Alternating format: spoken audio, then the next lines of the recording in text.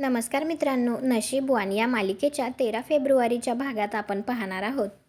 गिरिजा वसंतीला म्हणत असते, आपलं ठरल्याप्रमाणे मी रुद्रांना वेळेवर तिथे घेऊन येईल. फक्त तुम्ही हिंमत हारू नका.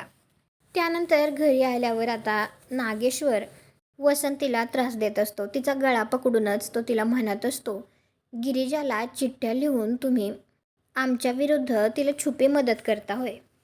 त्याचवेळी आता रुद्रप्रताप तिथे येतो आणि ज्या प्रकारे नागेश्वर आता वसंतीला त्रास देतोय हे सगळं रुद्रप्रताप त्याच्या स्वतःच्या डोळ्याने पाहतो आणि त्यामुळे आता त्याला त्याच्यावर विश्वास बसतो.